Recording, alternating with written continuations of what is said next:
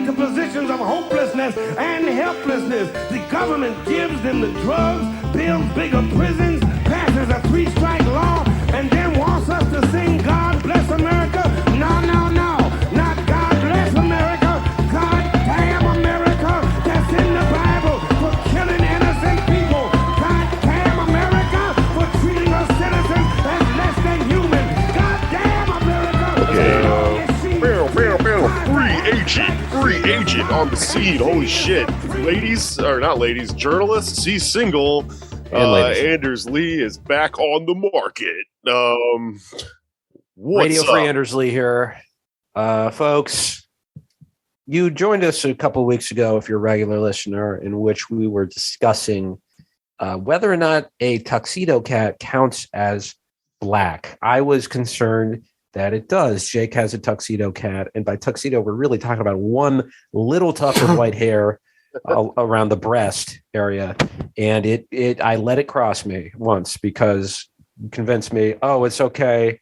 It has the white tuft. It's not a black cat. And here we fucking It's important we cover this at the top of the show. No, yes. I see where it's going. Right after that, the Bengals lost the Super Bowl. Then just a couple weeks later, Putin invaded Ukraine, and now my ass is out of a JOB. So, folks, superstitions are real. This is doing really bad things to your clear case of obsessive compulsive disorder. I can see. I guess it was Murray's fault that all of this stuff happened. Doesn't this cat cross Jake every day? But look at my life. Like, it makes sense. Everyone is always after me, and the Bengals are always losing the Super Bowl. My favorite team. I love the Bengals so much. People are always saying that about me. Hello, everyone. Welcome to the show. My black cat is crossing your ears right now. It's in my room, so you're all cursed too. I am Jake Flores. This is Pod Damn America, the Gothic Socialist podcast for my cat Murray. Your anarchist cat Murray, which is another fucking curse on this whole thing. Oh, he's black, like an anarchist flag, and his name's Murray, after Murray Bookchin. Holy shit, you're right. I can't believe I never put that together. I'm kind of an ANCOM, so I would imagine my cat would be black and red, which is a thing that cats are not. So I get that. Unless you dye them. I'm going to dye my cat. Please send the ASPCA to my house. Well, black and red is also, as I've been learning, one of the flags for a Ukrainian nationalist organization. So maybe that's what Murray really is. I've seen a lot of people sharing like these photos and not realizing like that there's just a straight up Nazi one in there, and it also it doesn't. If you're not keenly aware of it, it looks like an ANCOM flag. So many flags in this world. Alex Batak is here.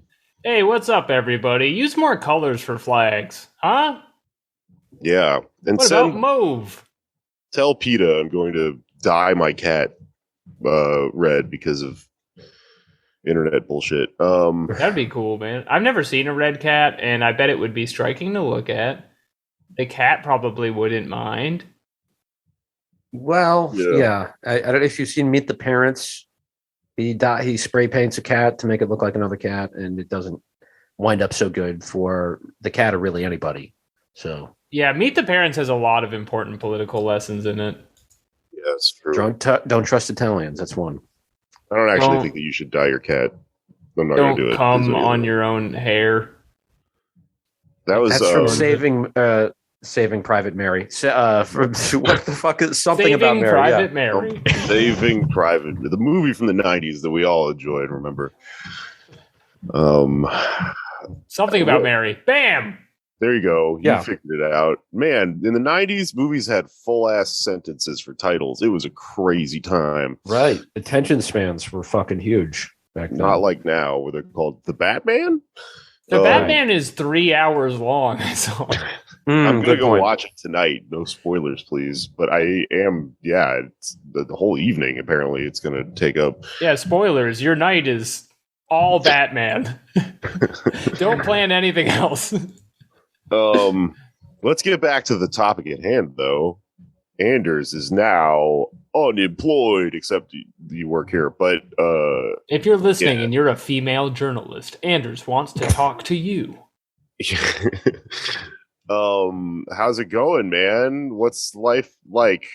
post RT coming down, and you don't get to see Jesse Ventura at work anymore. I know. That sucks. Yeah, we're gonna find some way to hang out.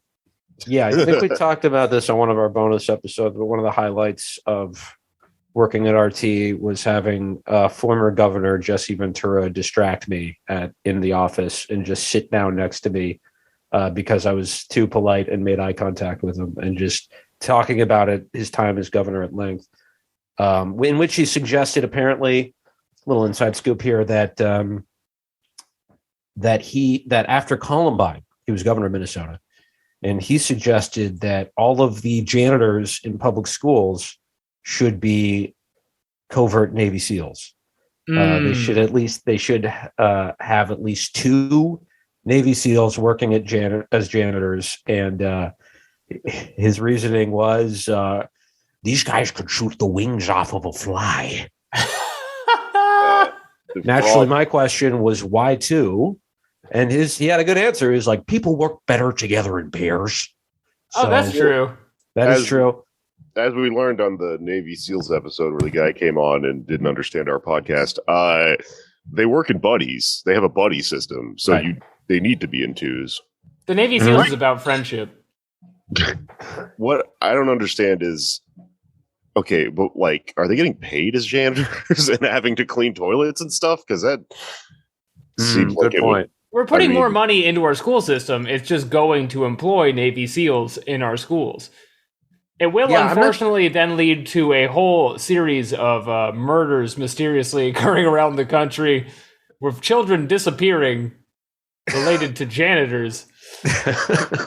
I mean, yes, especially what trope. Like he's watched a lot of high school movies where the janitor is wise and will intervene when someone is finally about to kill someone or something.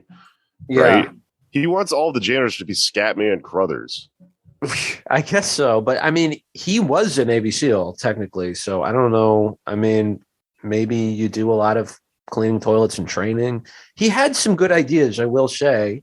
When he was governor, a big issue he tried to get through the Minnesota legislature was unicameral, making it unicameral, because we have in every fucking state and the federal government, we have 2 bodies. You don't need 2 bodies. It's just designed to jam up the work. So democracy is, chilled.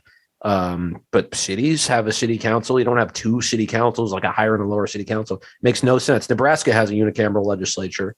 It works fine. So he tried to do that in Minnesota, and the legislature was just like, we're not even going to consider this. So that's one good idea. He also said the governor should get paid a lot more, which is ballsy. I mean, I understand why he would say that. Yeah. Yeah. If the governor was in Predator, he should make more money. A new bill. Right. Just going by market rate. Yeah. But yeah, I am laid off, and I keep saying laid off, and I have a father who also worked in media, public media. He worked for public radio. He was a classical music guy. He was not, airing U.S. propaganda. And one of the times he got laid off, I told my friends, and they had a running joke that is still stuck in my head, where they're like, "So your dad got laid?" What? It's because the word "laid" is in "laid off," and they just didn't know about it. They were joking. They're like, the word "laid" is funny because it's euphemism for sexual intercourse. So your dad had sex when in reality he devastated your family. Right. He was humiliated. Yeah, that's again I'm crying while I tell you about it. Right. It does sound like a combination of I got laid and I got jacked off. And I got jacked off. It was the best night of my life. I got laid off. My penis was bleeding. Oh, okay. I hope he's not listening to this. But yeah, so people understandably want to know what happened. I don't know the full story. I will say that, and this goes for my entire time at RT, I was never told what to say or what not to say. I was, allowed to speak out against the invasion, which I they did not take Anders' advice for that. No, they went ahead with it. Right. I tried putting that in my employee review. Do you have any complaints? I'm like, these troops on the Ukrainian border are bugging me. But like, yeah. So I mean, and as I said on social media, my last segment that I recorded was was about how Putin rose to power, and I was allowed to say whatever I wanted, and I called the invasion legal. But one major reason it seems we shut down was we were losing staff, and another one was we were getting deplatformed from like DirecTV and other networks are completely off the air in the EU. And there is some speculation. I don't know this, so take it for what it's worth. But there is some speculation that the Justice Department was like coming down on RT and like they saw your solitaire segment and was like, "This is a risk." Monopoly. Monopoly. I keep assuming it's solitaire because solitaire is your favorite game, but you put up a segment on Monopoly, and then unrelated, roughly 1 week later, right, the government forces the channel to close. That's right. My last segment department is heavily influenced by my cat Murray, also. So that probably also happened. Right. My last segment on RT America on television, possibly for the rest of my life, was about the history of the board game Monopoly, which is actually quite interesting. Invented by if only there was some kind of segment I could watch. Yeah, that would. I think I can still post it. I'll put it on Instagram. But yeah, so I'm out of a job, and if I would like to keep working in media, if you know of any, this is going to be like a big pitch episode. We don't normally like throw pitches at people, but I am a trained clown, developmentally disabled. If you need like a sort of a diversity hire, you can check that off. Server experience. Yes, I do. I might. I really don't want to go back to food service. I might if I can. I'm saying that could help you land a media job because they know you're courteous and polite. Yeah, that's true. Right, you do have to talk to people. You can memorize things. That is true. And I can burp on command. And it's also really important to get this out of the way. No matter how we phrased it before, Anders is not single and does still have a girlfriend. I have a girlfriend, yeah. Who was also laid off, but we're not talking about her right now. The Justice Department did not dissolve your girlfriend. That she's still intact and functioning. Yes, for now. We'll see. Yeah. Don't know what that means. Whoa! No. Yeah, we're still together, and we are, in all likelihood, not a sure thing, but in all likelihood, we'll be coming back to Brooklyn. So New York City, best city in the world. Count the rings. Most Anders of any city in the United States. This is selfish of me, but I'd be happy if you moved back to New York. Thank you. I want to hang out with my friends in New York. I don't want to go to fucking DC. Fuck that. Yeah, I mean, we were being really polite about it, but DC kind of like sucks and no one wants to go there. It's boring, dude. The most surreal thing about this is, maybe not the most surreal, but a surreal thing. I was born in DC and I lived in Arlington, as some people call it, Arlington, for the first 12 years of my life. And then had to move to Minnesota because my dad got laid off. And now I'm getting laid off after living in DC for 2 years. And just like, it was so strange, like inviting friends I hadn't seen in like over 15 years to my Russian State media comedy show recordings was very surreal, but cool. Yeah, it was great to like a Twin Peaks back in episode. Like a Twin Peaks episode, exactly. Wild, man. We are promoting our friend Anders here right now, trying to get him shown to the world. We should upplay the fact that you were a clown, because Zelensky Yeah. He's a comedian, and he's president of the Ukraine, and everyone somehow is very into that concept. Every woman in your life wants every woman is him. like, I want to fuck the clown president of the UK. Didn't have that on my bingo card, but that's what's happening in America right now. But I've read it online. I know it's true. This is like, I guess the thing that's stuck in my craw about this right now is that it seems profoundly contradictory to the fact that we were all furious that we had a reality TV show president recently. And also Reagan was like an actor and stuff. Not that these things really have anything to do with like what the person's, political platform is. It's just very bizarre to see it spun one way or the other. But it truly does not matter if you used to be a clown or an actor or whatever, I think. Oh, yeah. I mean, it's a fact beyond spinning. The way the media works now, get used to every successful politician being a celebrity from some dumb thing, because it's the only way word gets out about any individual anymore.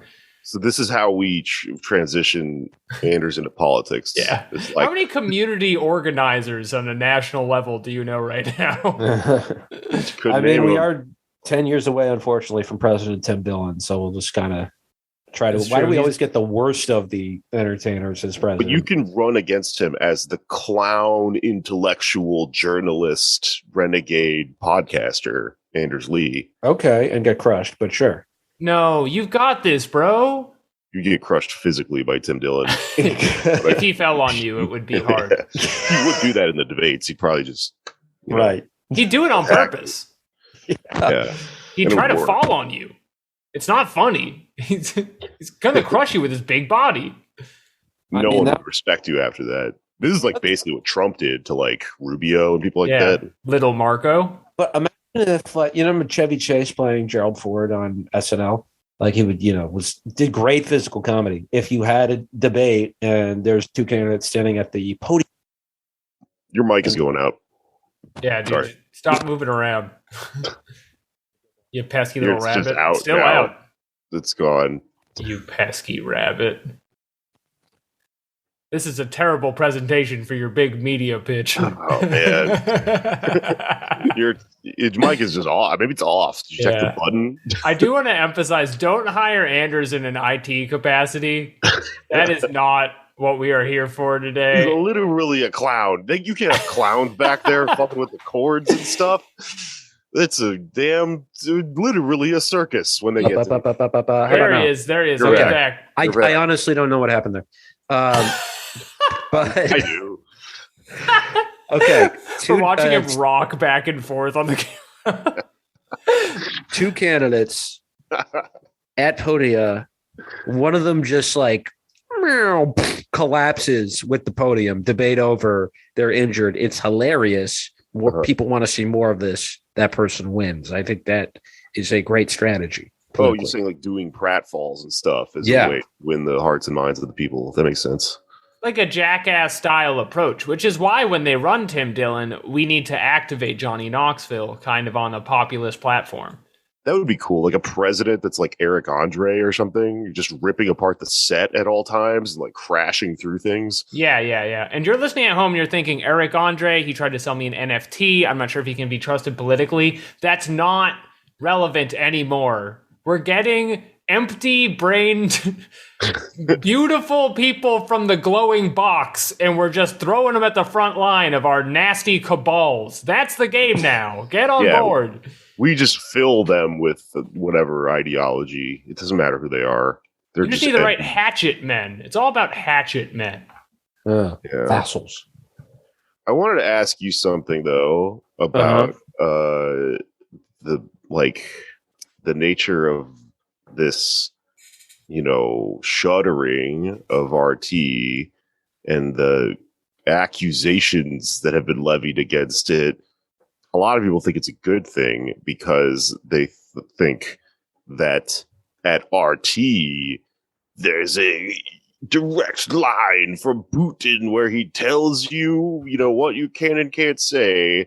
And they think that that's how the propagandistic nature of media works, and B, they think that specifically applies just to RT, which is propaganda, but our news totally not, Right.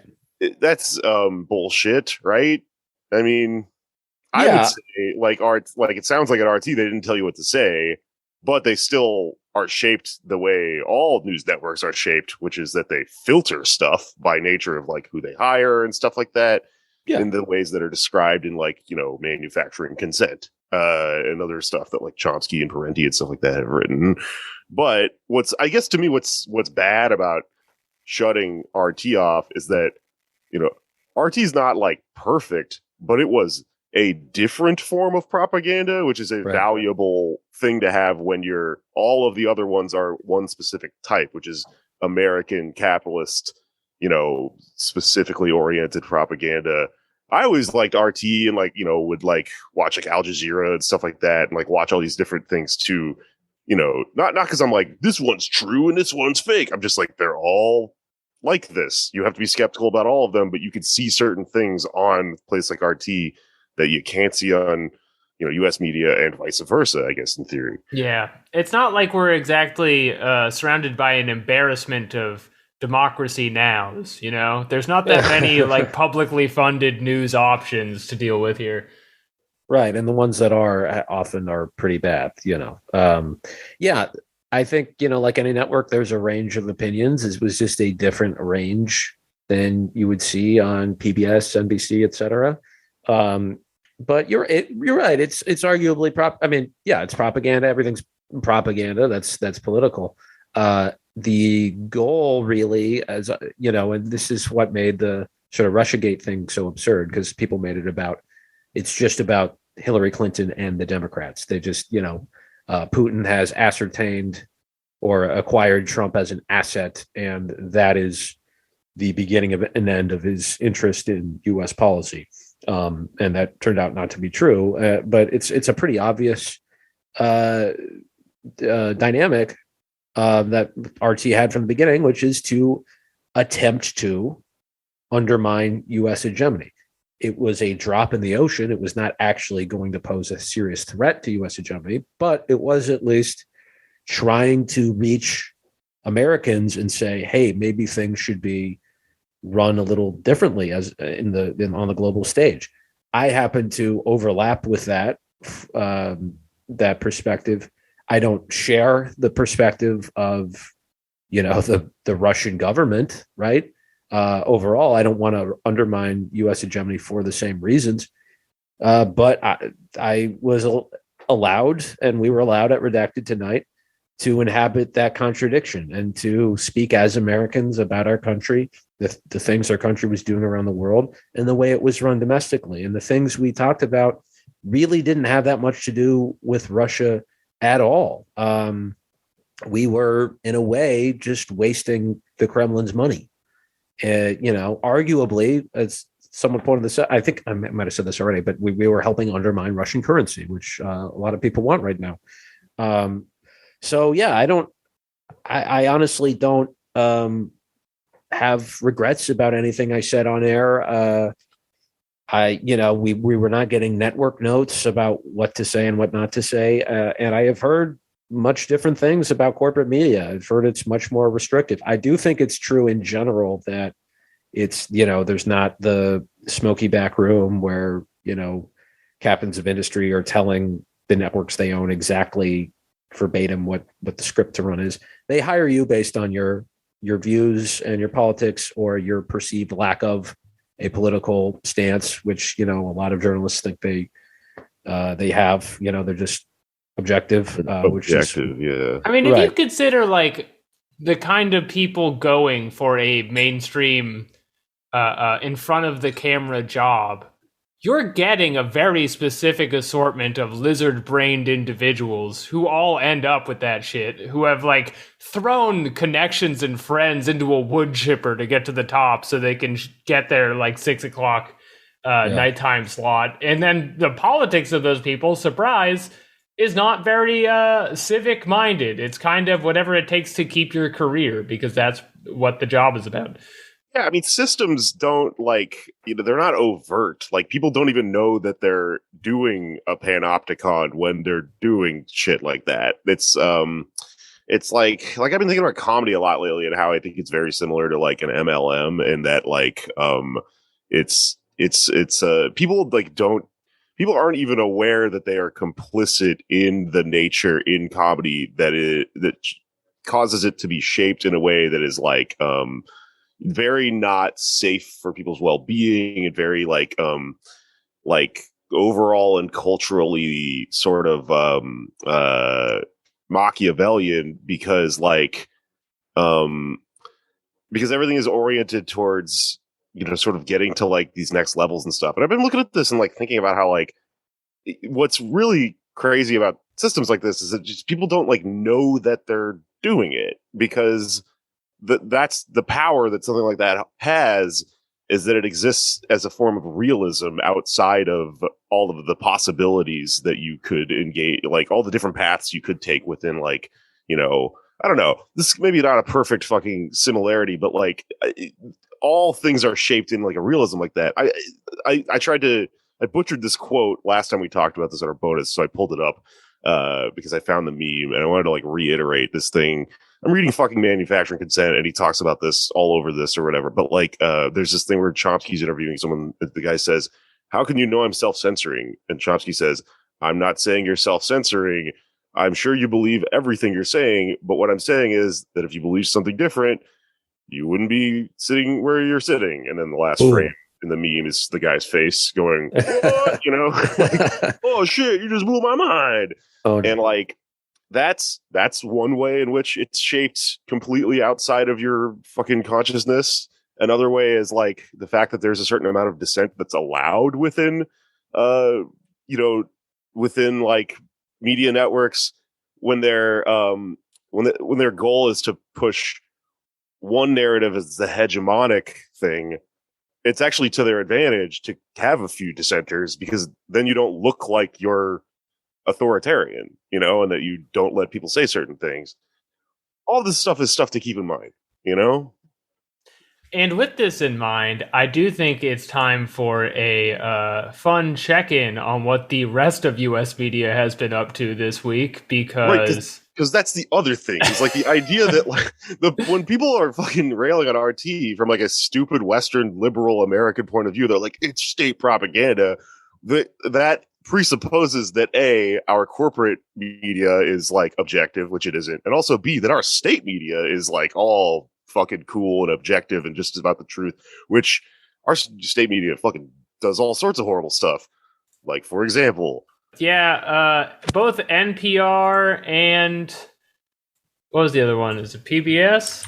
Let me get this up. Yeah. Well, and to be clear, like NPR and PBS are, I think, a step beyond and worse than state media, because they do get federal funding, but probably the lion's share comes from endowments from like the Koch brothers and straight up weapons manufacturers. And that's what makes it so pernicious, is they are trying to present themselves as objective and neutral. And that, like, PBS, the logo used to be a face facing left.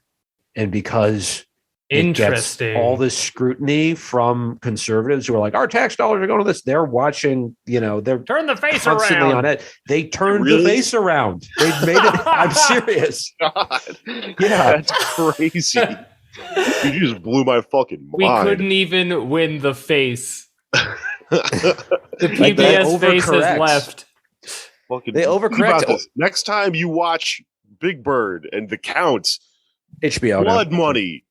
They're fueled by blood money. Oscar the Grouch, he lives in that trash can. It's because he's actually in a ghillie suit. He's a fucking commando. He's one of Jesse Ventura's Navy SEALs. Actually, he's waiting to pop out and shoot a union organizer. Yeah, the count. What's he counting? Body is what he's counting. He should be called the body count. Actually, he should be played by Jesse Ventura and be called the body count. And he just counts the bodies of victims of the American war machine. That's how you learn to numbers when you're a kid. Big Bird? Why is he so big? Because he's owned by big business. Right. I can do this all day. Big birds. They.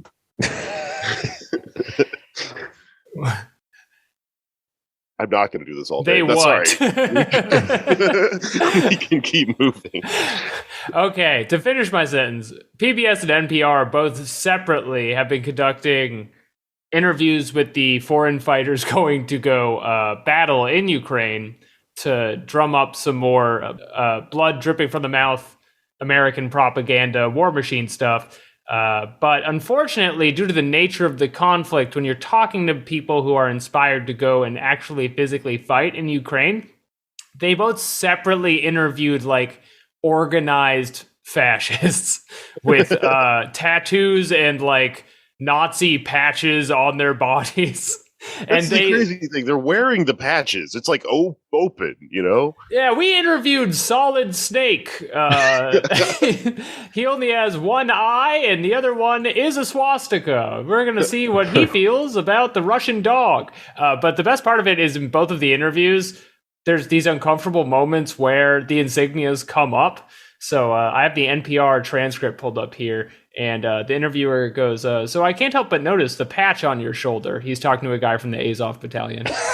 And it says unintelligible. And he's like, I think it's a patch that's associated with kind of a right-wing political movement. And he goes, cannot say that. And he goes, what's the name of it? And he goes, cannot say that. He won't say political movement. It's not far right. I don't know how to describe it. Wow. Okay. I mean, cannot say that. Maybe he thinks that's the only sentence in English he knows. I do not speak English. Well, the thing is, they're getting our J6 guys now. Like, we're doing the international brigades for Ukraine right now, and everyone going over there is a American right winger looking for combat experience, which is cute and fun and does put those people in real harm's way, which is something. But and again. It is bad Ukraine got invaded, but it is also unavoidable that this is almost exactly the same situation that got us ISIS 10 years ago. Like, right, not a long time ago, where we give all these people, like, rocket-propelled grenades and training, and then, whoa! Wouldn't you know it, they took over Syria. It's the thing from the beginning of Rambo 3, where the film opens with this film is dedicated to the brave Mujahideen fighters of Afghanistan, which became the Taliban later, so they had to go back and change it. A movie should... I'm going to go see Batman later tonight. I hope it starts with, this film is dedicated to the brave Azov Battalion fighters of Ukraine, so that we can... I believe it is. I believe that's the beginning of the film. He's basically one of them, He would go to fucking Ukraine. That happened in Rojava too. There were like a bunch of weirdo American like right wing types that were just like, I need to level up. I need to go grind, and a lot of left wing people to be fair. Well, sure. I mean, I said that with that implied, I think. Okay. Most people that went over there went for that reason, but like I just thought it was odd reading about it that they would say how there were like Christian factions and stuff that would show up. The PBS quote is even better. They interviewed the mayor of this town, Konotop, who they, have been previous media coverage 5 years ago about how he was an open neo-Nazi and everyone was appalled when he was elected. And now they have a glowing interview with him on TV where he's like, we will defeat the Russian cockroaches. Oh, damn. And it's just going to your parents' house and they're watching it and clapping. This is all part of like one giant fallacy, in my opinion, which is I can't figure out how to say it in a way that's really concise, but it's like just because someone's against a bad thing doesn't make them good. Like this just kind of seems it's at the core of what a lot of people have done, in becoming contrarians or tankies or all sorts of weird sort of like ideological holes you can find yourself dug into. But like with Ukraine right now, we've mentioned in the last episode, like Ukraine's government is not Nazis, which is important to point out because that's that's what Putin is saying. That's why he's saying he's invading Ukraine. The casus belli. Not true, but there's this like very like libidinal sort of solidarity coming out of liberals with the Ukrainian people suddenly out of nowhere, and with like Zelensky, there's like this fetishization of him, and it reminds me a lot of the Cuomo sexual thing, because Cuomo was just happened to be the guy who was ostensibly in a position opposite the coronavirus when that part of the pandemic was happening. Stupid, because he was probably like, you know, he just happened to have the job. He's probably making it worse than if someone better than him was governor at the time. But there was this weird moment of like, well, because there's two things. One of them is the clear enemy. The other one must be like the hero of the story. I guess I'm a Cuomo sexual, right? Same thing's kind of happening with the Zelensky guy, where like everyone's horny for him right now.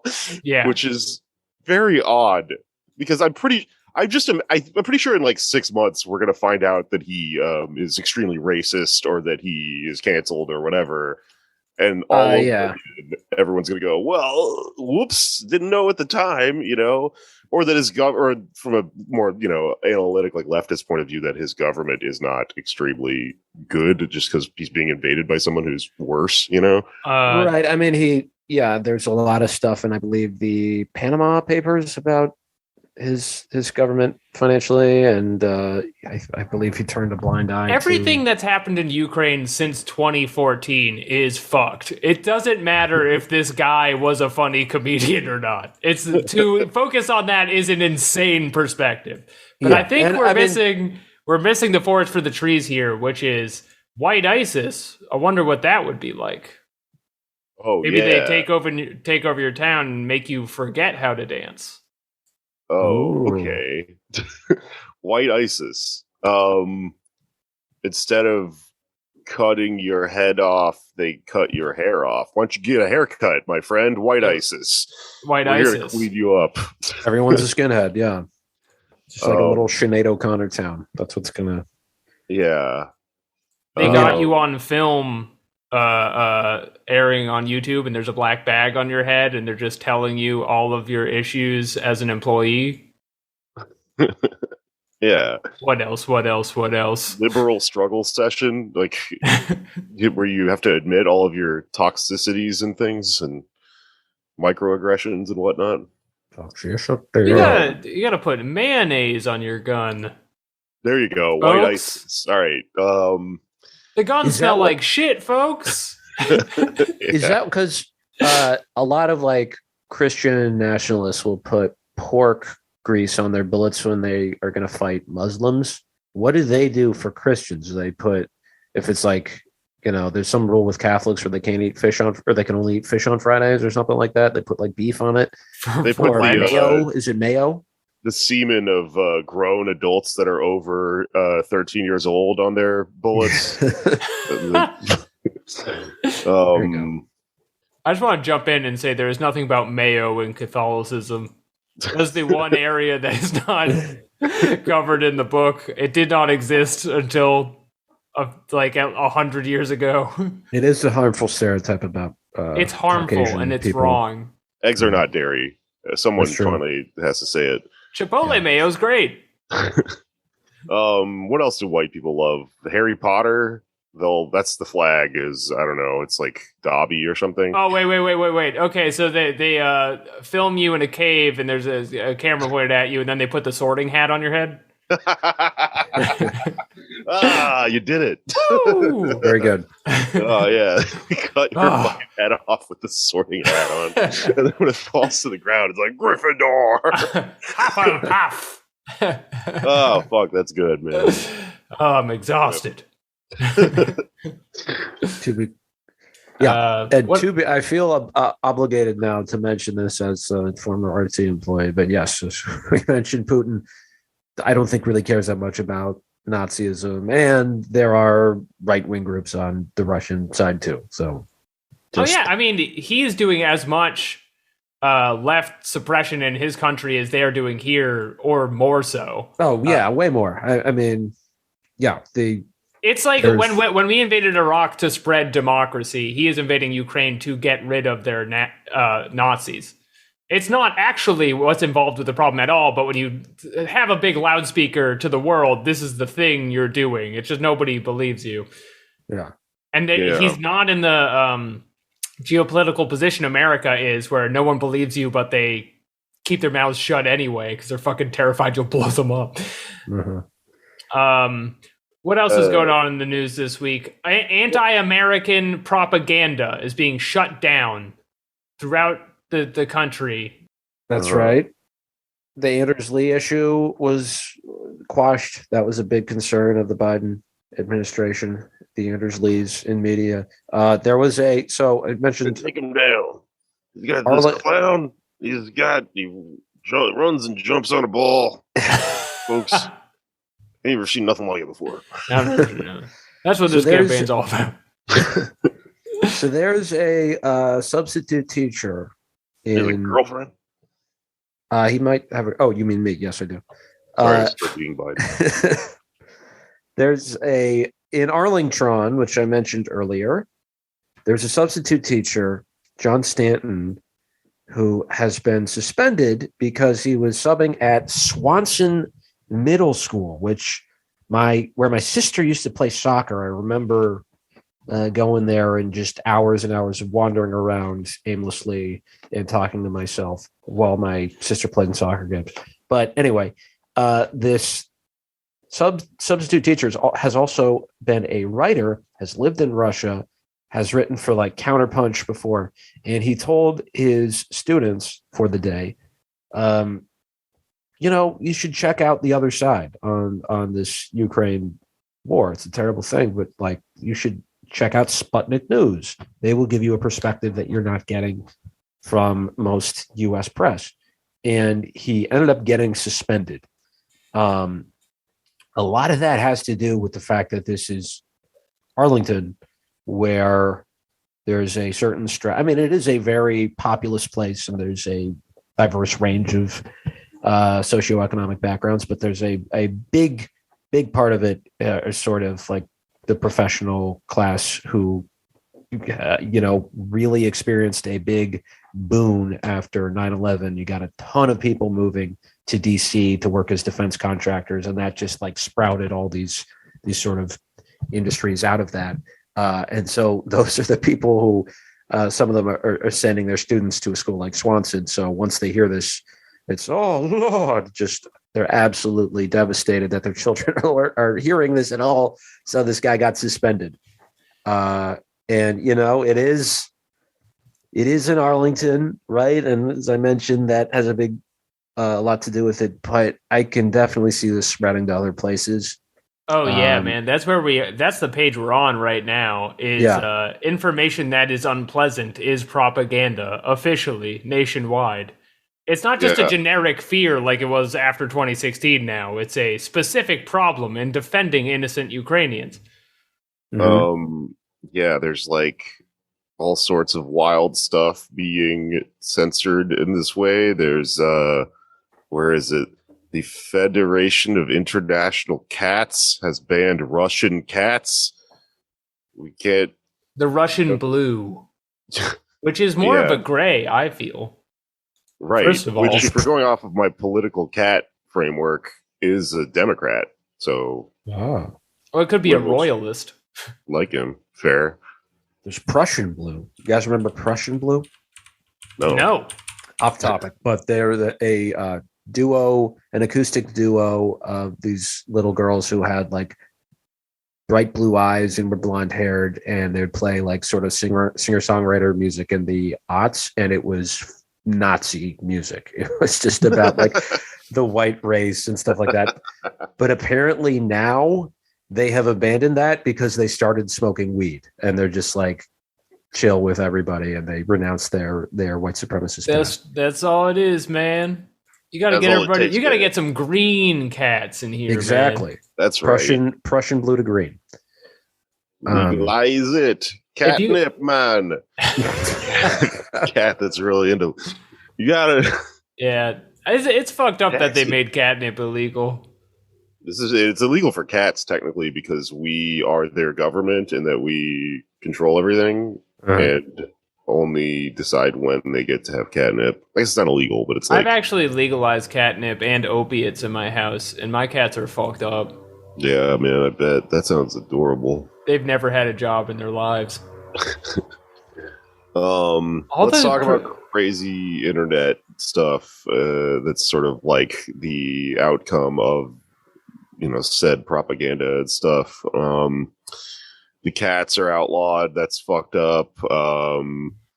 Bartenders are serving Ukrainian white Ukrainians instead of white Russians, which is I think that they didn't read about the Azov Battalion white supremacist stuff, because if you did, that's a very dicey thing to name a drink. It's also just like people ordering white Russians at a bar are already the freaks of the evening.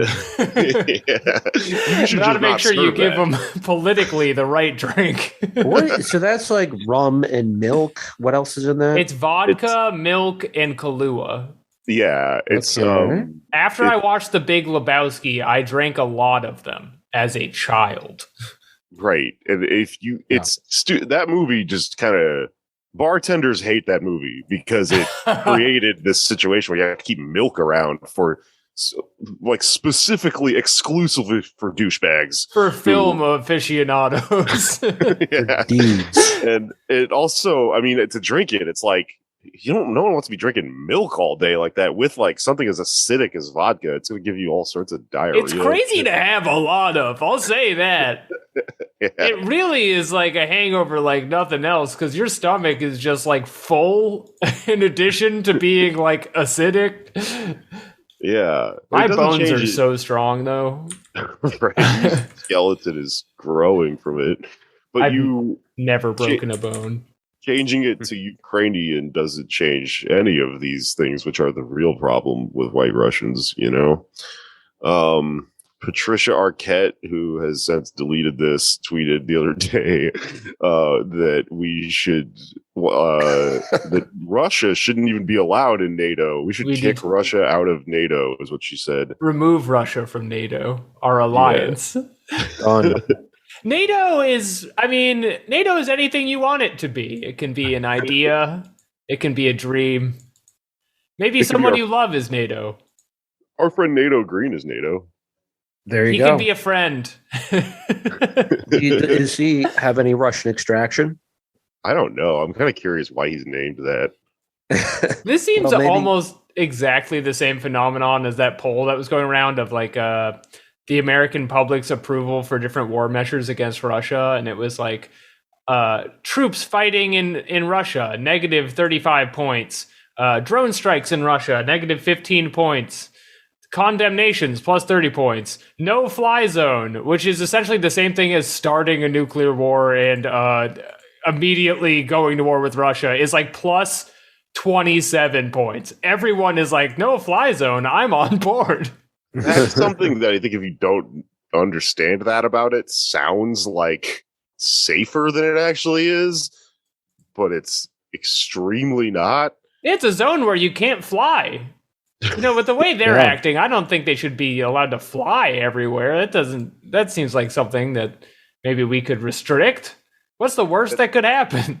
It sounds like something you would do to your cats. Yeah. Go into the living room and yell, "This is a no cat zone." Not understanding that would inevitably lead them to destroy the entire household to live in. I've created a no-fly zone in my room right now because they've been throwing up for the last day. I think there was something in the can, and that does not fly for me, Captain, on my sheets. You know what I'm saying? Yeah. I've got a no-fly zone going on, which means I'm not zipping up my pants. That's right. I do that a lot, too. I forget. I love getting my dick sucked through my pants. Anything better? Safe. Instead of it, you're out of dental dams. It happens all the time. Use my pants, baby. Yeah. Just use my pants. I wore my thin pants today. Some people like getting top with a condom on. It sounds very unpleasant. I've never seen one, but I believe it. But some people theorize that there is a gun that was used to disable Paul Wellstone's plane that then crashed and killed him. after voting against the Iraq War that just like it's some like, you know, Havana syndrome type. It's the Havana syndrome microwave gun. Yeah, they just like fired it at a plane. It's invisible and it just like whoosh, shut down the plane. And poof. So if they have a way of doing that, I think that's probably what most people think a no-fly zone is. See, this is the thing about Havana syndrome, and not to get stuck on this, but if the theory was that the U.S. has a secret gun that like defies modern physics, I'd absolutely believe it because we've been like putting more effort into it than anyone else. Yeah, I mean, there's very well documented experiments trying to make stuff like that. right. It's just not probably actually happened. Instead, we had to shoot Paul possible. Wellstone with a grenade. But it's definitely not a situation where someone else has it and we're like, what is this? And where? I mean, if anyone has a thing like that, they got it from us. So it doesn't make any sense for Americans to be It's like, uncanny with some tin foil and 3 other around the house objects. Just to backtrack for a second, here's a What? prediction. what? How about, hold on, no fly zone? Why? How about we call it airplane mode? Everyone turn your airplanes off. That sounds even safer than no fly zone. That sounds like something that everyone should be doing when they go to sleep. Yeah. Yeah. Okay, sorry. Wait, but wouldn't it be no airplane mode? No, it is very Right. Yeah. Well, I was Airplane mode thinking- is banned. That's what it You- means. take down someone's. You know how when you're on a plane, you have to turn your phone off. Will it crash the plane if you have a cell phone on in a plane? That's how You we know, take it down. I've heard different things about that. Some people say, I keep saying some people say, I have heard that is a complete fiction, that it doesn't do anything. Your phone just won't work and it's just like a control issue. But I can also understand that like even the slightest chance of some interference would be enough to warrant like just a blanket policy. Like you don't just have a couple hours without your phone. It's fine. It is like People don't do that. Like people just, it's not enforced. And you know, when you're on a plane, people are not obeying the orders at all. So it probably doesn't actually do anything. Right. those people Probably. aren't terrified of plummeting out of the sky like I am, because I am slamming that button. I mean, if you're using Bluetooth headphones, wouldn't that? I don't know. I'm not a science person. I am still going to make a scientific prediction based on something Okay, please do. we said earlier. People with Russian extraction are going to want that removed from their genetics. And I think that is going to be a thing that like 23andMe in like a few years, you're going to be able to get certain parts of your DNA removed, like certain ethnicities. Yeah. It probably won't work, but people will think it works because people have this weird idea about what race is. So you're going to like have some procedure done where you can get your Russian removed and like filled in more with your, you know, Portuguese side or whatever. What is this shot you're calling right now? Is like at-home genetic modification? Yeah. To yourself. Gen mods, DNA mods, gen mods. This is the thing people have predicted Ethnic about mods. like procreation, you know, like people having designer kids and stuff in the future. But Yeah. I like the cyberpunk body horror direction you've taken this in, where you're just literally going to the lab and you're like, make me more Filipino or whatever. It's cool. I would like to live in that world. I mean, white people would go crazy with that because Yeah. we're kind of constantly embarrassed about not, you know, about being white. The only people left who would be white would be really into being white. Everyone, yeah. Or, I mean, if you're not white, like if you're like on the other end of the spectrum, you might make yourself white by being like, I'm going to move to America and benefit from, you know, whiteness. I don't know. Oh And yeah. here's the thing: is it's in many ways very disconnected from pigmentation. There's a new coach for the Miami Dolphins who like looks like a even nerdier version of me. Is like this really short, dweeby guy with glasses. He's a genius, football intelligence wise, but he looks white, but he's half black. And people keep asking like, "Well, what are you? What are you?" And he's like, "Dude, I'm a person. I don't know." He's like logic. Right, but He's that's the the thing. Is logic like of football. it doesn't actually have to do anything. It's just if you have a document that's going to say like you are no longer Irish, then you will think you're something else, and you can say you're, Spanish or whatever. Black. Race is a made up construct. Yeah. You can't like litmus test for it. And piss on a strip, and it's like, oh, I guess I'm 75% Chinese or whatever. Like, it doesn't make fucking sense. No. I wouldn't put too much money on this prediction, but we did have a segment we wanted to cut to around this time. Well, speaking of race and there we go. There we go. Speaking of genes, throw an R in there, and they've got the word genre, which is the name of our next guest's new TV show, Genre Graveyard. Let's swing to an interview I did with my friend Jen Brown, who's an actor, filmmaker, all-around cool person, Latinx queer lady who makes cool movies and stuff. And talk to her about her new show, Genre Graveyard, which is about film and stuff like that. And it's also very cool and has puppets. Honey. Okay, I am now joined by Jen Brown, actor and creator of this cool new show called Genre Graveyard. Welcome to the show, Jen Brown. What's up? Hey, thank you. It's nice to have a conversation with you that's not booze and bad singing soaked. Patio. Totally. Yeah. So we used to see each other when I lived in Austin at Beerland Karaoke all the time. We were both like R.I.P. East Side hipsters and stuff, back in the day. Yeah, and it's gone. Oh, it's so sad. But I how the living in the modern world is. I don't know you particularly well, but I've like followed you, because of Twitter and social media and stuff.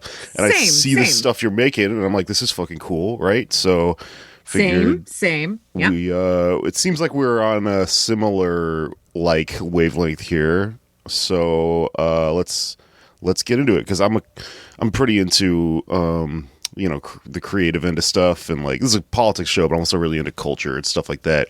And I think this is probably in our wheelhouse. This is ostensibly a goth podcast. I do have to remind the audience from time to time, you're required to be goth.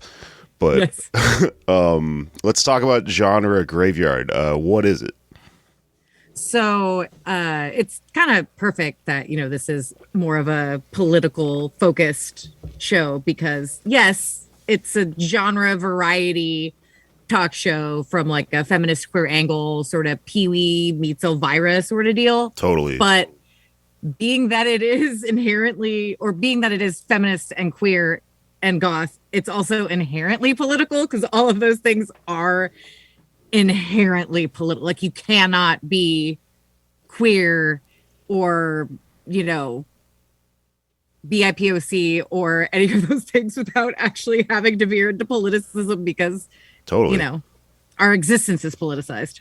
Yeah, totally. No, it fits right in there. And like, there is such and the goth thing too, which is, it's funny to kind of shoehorn that in, but there is like, I talk about it a lot on the show, and it's like so funny that there is such a community of like Latin goths. I wanted to ask you, what's your theory on that? Because I have my own. I think it's Catholicism, but who knows? Dude, that is exactly what I was going to say. It's the fact that we are raised with this very Gothic religion, which Catholicism is fucking metal. It is very dark. You're drinking and eating the blood of Christ. Like, the fact that we're not like that is the transubstantiation does not get talked about enough, in my opinion, as being fucking weird and insane thing that Catholics do that people just call normal. Anyway, I think it's a lot of us who were raised Catholic and are now lapsed Catholics, specifically lapsed Catholic Mexicans, that like, we grew up with this sort of religious upbringing, but it was also like a lot of mysticism and the brujas, and my mom and my grandmas, they all like lit candles and said it. A lot of Catholicism feels super Wiccan, which is hilarious. Totally. Because they hate witchcraft, but it has a very woo-woo witchcraft vibe. Yeah. If you just take Jesus out of it. Yeah, I know. It's weird. It's like they hate it and they also practice it at the same time. Yes. Did you ever get the egg thing when you were a kid? Did you ever get an egg rubbed on you? Yep. To get the evil ojo away or whatever? Mm-hmm. Mm-hmm. Hell yeah, man. I really do think it's that combination of that kind of upbringing. And it's funny that you bring that up because our second episode was with Issa Lopez, who made this fucking gorgeous, phenomenal, one of my favorite movies, Tigers Are Not Afraid. And a lot of the conversation we had like veered into episode 2 about magical realism, veered into like, why are Latinx people so drawn to genre and horror and gothiness? And yeah, she has some really amazing thoughts about that in episode 2. Yeah, I mean, I just did a podcast about like Haiti, and I got into kind of a lot of the voodoo stuff that's going on down there. And the $10 word I learned about this is synchronization. So like a lot of the stuff that got imposed upon indigenous communities then goes through this process of like reworking it into a new thing and mixing it with like, the stuff that was already going on that was more folky and stuff like that. It's cool, man. It's definitely cooler than white people's normal ass religion. Absolutely. Like my dad was white as fuck, and he very much did not have a religion. Really, there was no. He didn't really care. It was like, yeah, let Cynthia raise her however you want. So of course, I grew up in San Antonio with all my aunts and uncles and all my tias and my I would get this in my weird ass fucking family where my grandfather is married to his stepmother. So like.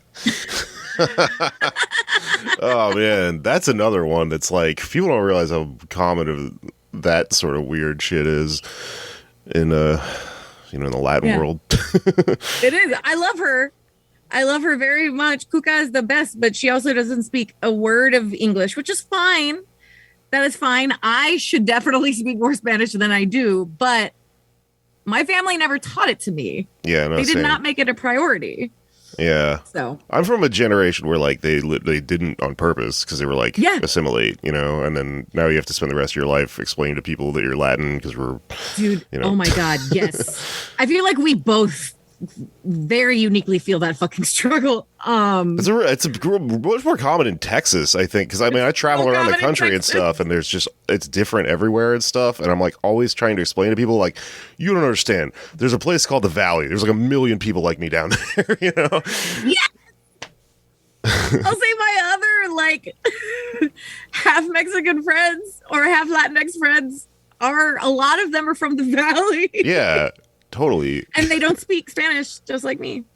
Yeah. But, yeah. She's lovely. I just, I can't have much of a conversation with her, and she grew up in Mexico, and my grandfather married her when his father died to bring her over to the US. Oh shit. That's the story. That makes sense. Yeah. But he also fell in love with his stepmother. So whatever. Fair. That'll happen. Well, okay, so now I've got a picture for who this person is that I'm speaking to. So good to see you again, man. I miss honestly, I live in New York City. I miss my Mexicans because we didn't all make it all the way up here. No.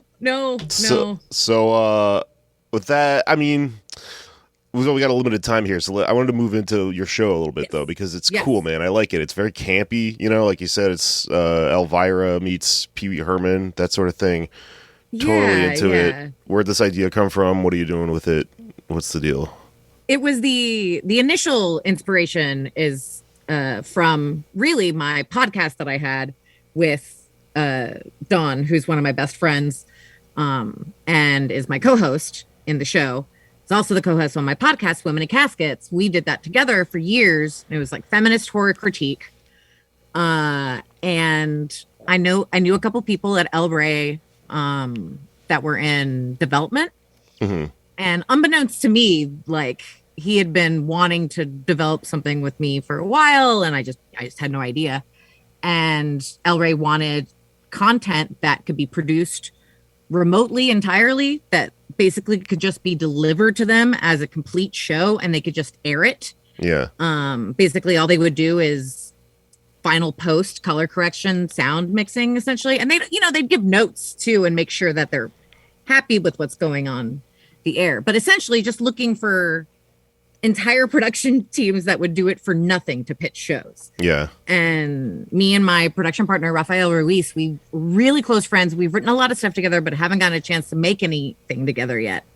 And they asked us to pitch and asked us specifically, Luis asked us to pitch something, we really like women in caskets. And I was like, okay, well.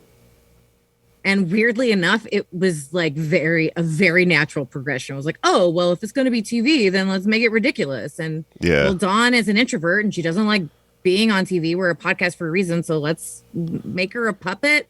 Nah, let's make her dead. Oh, there we go. It's a heightened reality. She's dead. She's a puppet. She's inhabiting it. We're hosting it from my house. It'll be me, but like on steroids. Like, yeah, like it just like. Yeah. Was weirdly enough very, very easy considering all three of us had worked creatively together for over a decade in one way or another. Right. That it just all gelled and we all have a million different skills. So we just kept it a really small team. We worked for basically nothing because it was 60,000 for 12 episodes total.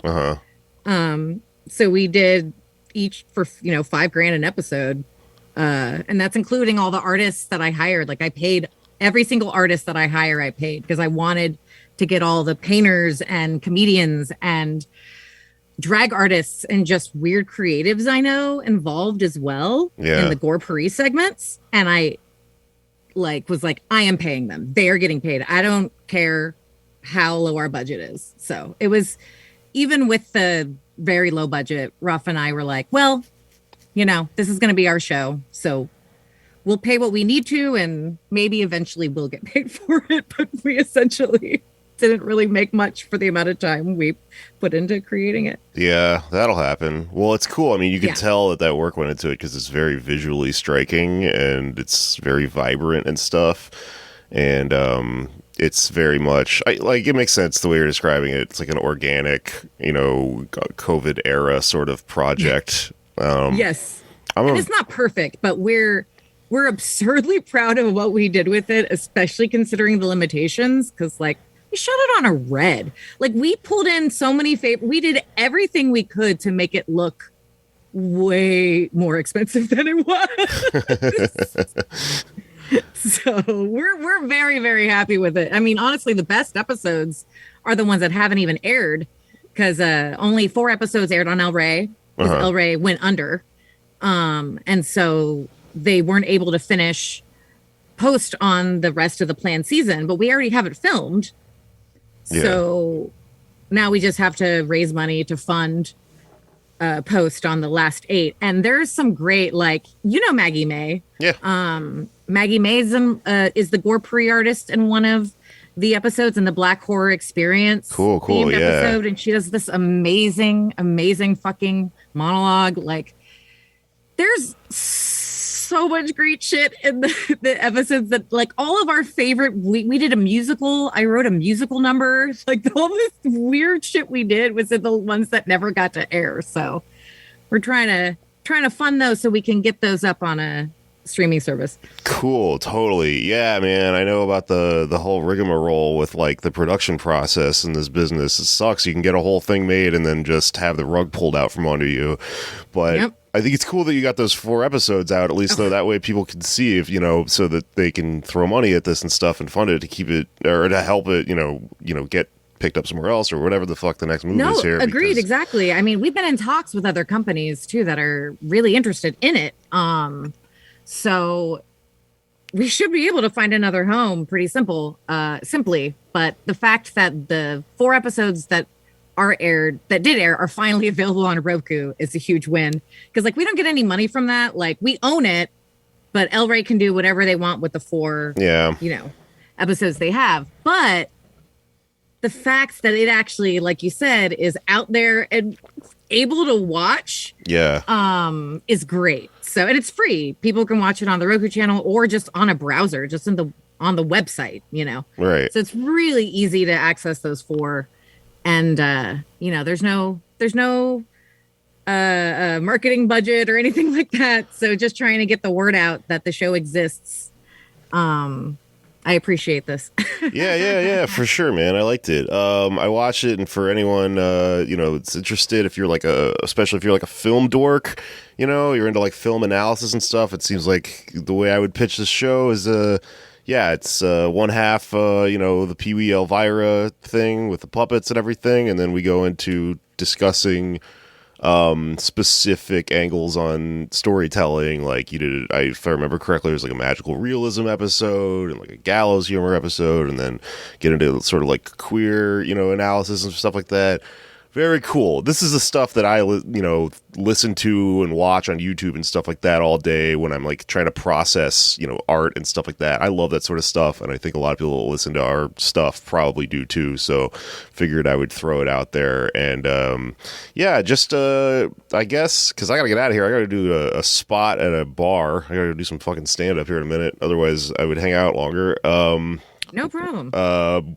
Pitch, man. Tell my listeners how do they go watch this on Roku? If they're film people, how do they get involved, etc.?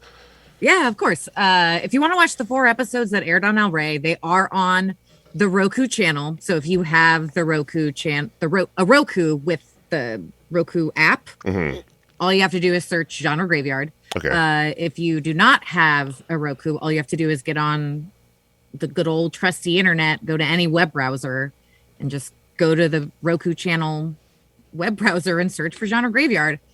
I also have links to those episodes available on all of our socials and on our website. So it's very easy to find if you find at Genre Graveyard on Twitter and follow that, or follow at _Jen Brown on Twitter, which is my Twitter. And our Seed and Spark is currently running for 2 more weeks. The link to that is again on my Twitter, or to the Genre Graveyard Twitter. Also, brownrecluseproductions.com has all the info. So lots of ways. And we're going to be, basically, if you fund the Seed and Spark for just like $30 at the lower entry, the minute we finish editing them, you'll get first access before even like whatever network gets them. Y'all get to see those episodes first. So we're excited about that. There's some really good, and there's, a little video on there with content from the unaired episodes and stuff like that. Cool. Well, yeah, we'll also put all the links and stuff like that in the show notes, so you can look at your little phone that you were listening to this on, and then just click from there. Cool, man. Well, it's good to talk to you. I'm glad you're doing cool goth, Latinx, queer stuff and making art and shit. That's my favorite shit. So more power to you, and solidarity, and so on and so forth, and spooky things and whatnot. Stay spooky. Stay spooky, my friend. I don't know where I'm going with this. I'm turning into the Dos Equis guy, but well, yeah, man, cool. Thanks for talking to me. And we're back from the puppets. Okay, what do we want to talk about at the end here? Can we talk about the nuke stuff? Yeah. Okay. Lead us in, Anders. Okay. Should I do a clap or something so you know where it is? No, I got it. It's all synced up. 3, 2, 1. Welcome back. Thank you for syncing. So we're all on the same call. Earlier, I don't know some podcasts they ask you to clap first. I still don't know what I mean. It's like the take thing where they I was recording here and you were recording on your end and you sent me your files, I would need to pair the clap sound. I did know that as a media professional. That is something I am intimately familiar with, the ins and outs of technology as it pertains to content creation. I'm very professional when it comes to that shiz. You really are a jack of all trades. That's right. Yeah. One or so two. many skills. Wow. A jack off of all trades. There you go. I'm a laid off of all trades. I'm going to suck you off. Yeah. Okay. What are nuclear bombs are in the news? Well, no, we were talking NPR earlier, National Public Radio, which has also fired my dad. And I don't know if you know this, but NPR actually has a dual meaning. In security policy circles, NPR stands for Nuclear Posture Review. that for the past few decades has been a document that each president of the United States is supposed to release that says what their official nuclear policy is. Joseph R. Biden came into office saying that he was going to have a good one, right? We're going to roll back. We're going to maybe start flirting with another acronym, NFU, no first use, which is a good policy to have, I think. But so far, he has not done diddly squat on the nuclear issue, which is getting to be more of a problem, right? This is not something we want to escalate towards, obviously, despite what people say about, the survivability, all the articles being commissioned about how maybe it's not that bad. Do you think that's a real opinion, or do you think that's just like 12 psychos on the internet we're all laughing at? I can't tell. It's an industry. It's an industry that's been around since 1945, this nuclear preparation, right? Strategizing, consultants, thinking about, hiring scientists, statisticians. I guess there were all those Republicans in Vietnam who wanted to nuke the Viet Cong. So, this has probably persistently been an issue. Right. Barry Goldwater was saying, we could just fix Vietnam with a couple of nukes. Loose definition of fix on that one. Way he was defeated was with this advertisement in 1964. The political junkies know about this. The daisy ad, just like a girl picking daisies. 1, 2, 3. And then like a mushroom cloud. And then it was like, vote for Lyndon B. Johnson. I remember that ad. Yeah. It has very funny comedic timing. Right. Oh, a flower. People appreciated stuff like that back then. Right. But the thing is, it was only aired once, but it generated so much buzz that's all they needed to do. And that, for a lot of people, it was the dilly-dilly of its time. Right. Because I think people don't want nukes. Even Ronald Reagan did not want nukes eventually. I was reading up on this a little bit this week, and apparently he sat down with Gorbachev for 3 hours and no advisors in the room. And then they come out and they're both like, let's get rid of nukes. Gorbachev had sent a memo at some point that had been like, how about by the year 2000, we eliminate nukes? And Ronald Reagan at that stage was like, why wait? Let's get rid of them now. Needless to say, terrible human being, all that stuff, elected as a fucking psychopath when it came to nukes. And in 1984, the Mondale campaign tried to ape the Barry Goldwater ad. I've shared this before. Yeah. It's an amazing piece of cinema, but they tried to redo it 20 years later. And it's the song by Crosby, Stills, Nash and Young. It's like, teach your children. Mic went out again. Anders, your mic went out again. As soon as you started singing, it went out. You get so excited about the nuclear ads that it just Censored shakes again. the wires Anders out. Lee. They cannot stop shutting my man down. Russian asset Anders Lee triggered again in nuclear tirade. You're back. Okay, I don't know what's happening, but all right. So Oh, now you're on your keyboard. huh? Now you're coming through your keyboard, I think. No, this is on Zoom. It says it's my regular mic. Maybe I just need- Oh. Wait.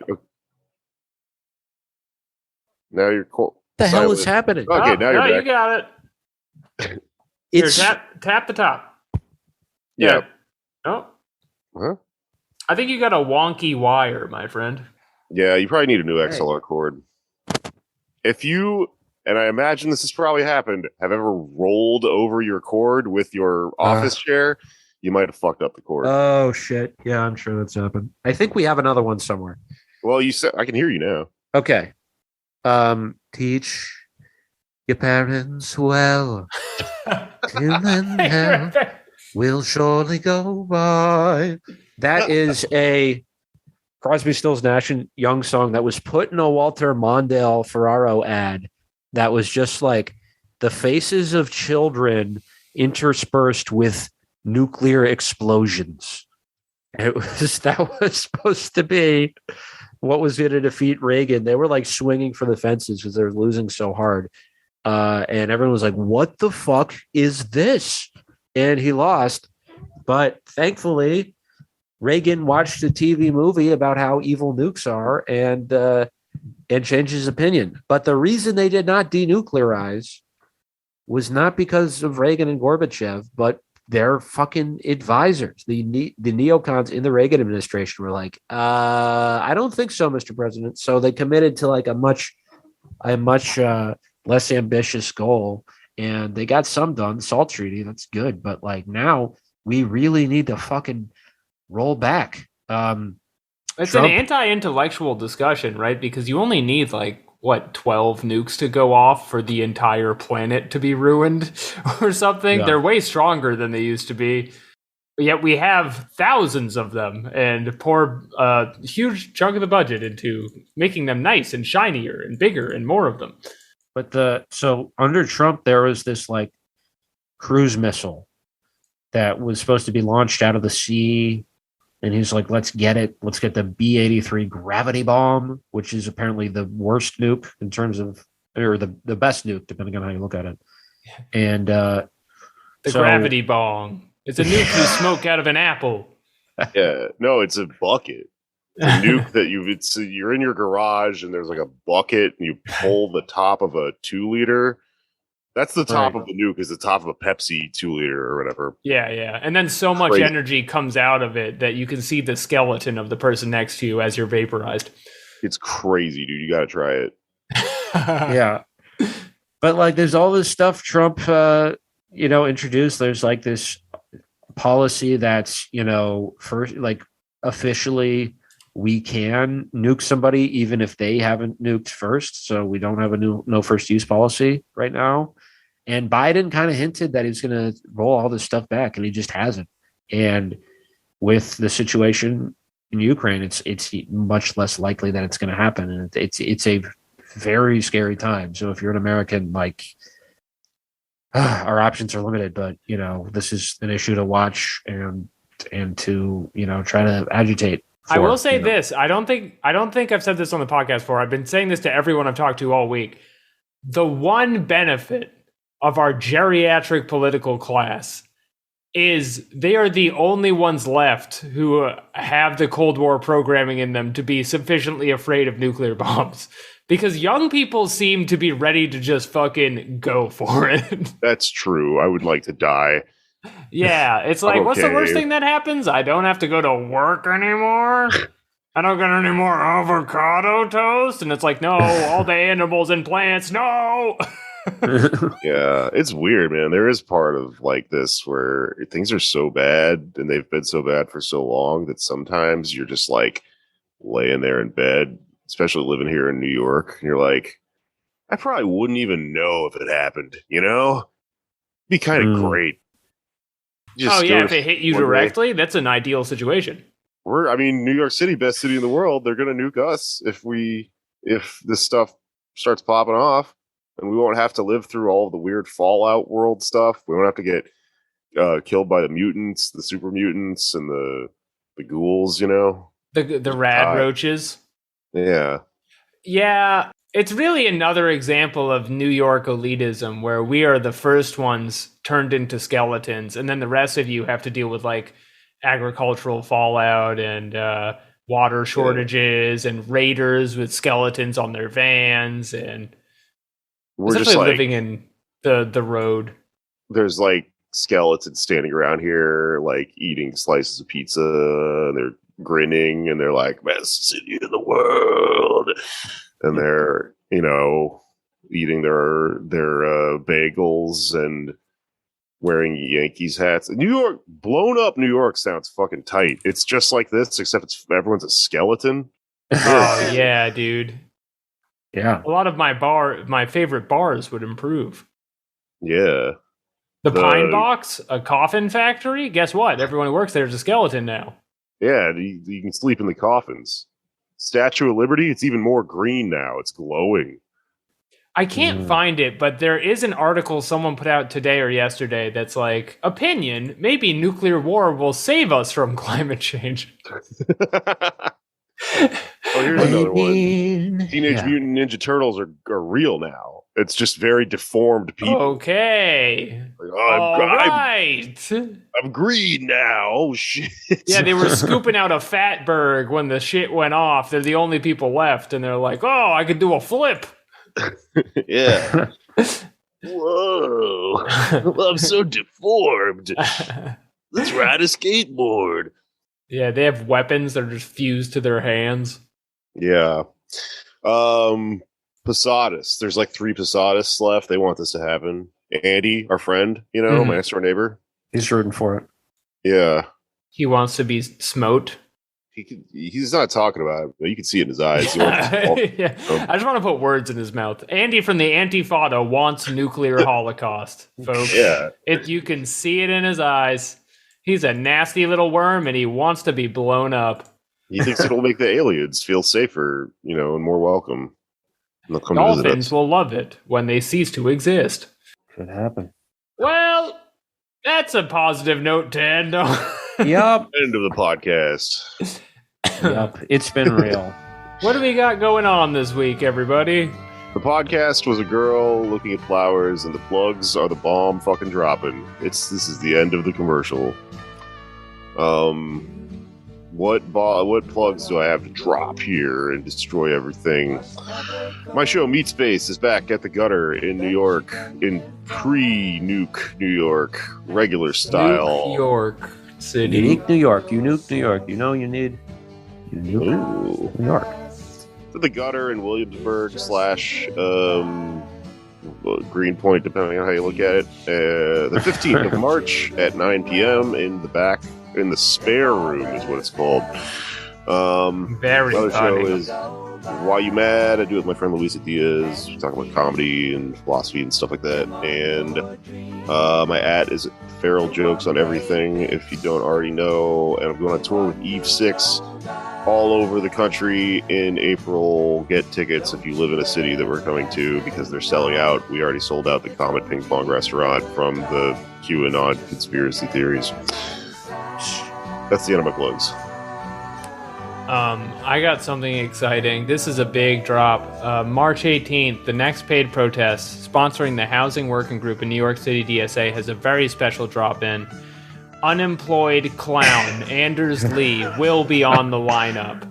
This Nice. puppy was deplatformed on a national level before he got to your children, and we have him live in New York City at the Secret Loft at 8 p.m. this March 18th. I'll see you there. And you can follow me on Twitter at the Test Kitchen. Anders Lee. That's me at Anders Lee here on Twitter. If you work in media, if you're a journalist who just listen to this episode to get scoops, please send me some sort of lead on jobs. And I also want to shout out some friends of mine who, this is kind of they're not sponsors, but they're friends who make good kratom, or they at least send out good kratom. Moose Energetics, and they've been having some tough days over the pandemic. Their business has gone down, but I would really recommend them. You can order from them at mooseenergetics.com. That's MUSYNERGETICS.com. You should know how to spell com by now. That is not how I thought the rest of that word would be spelled. What did you think it was going to be?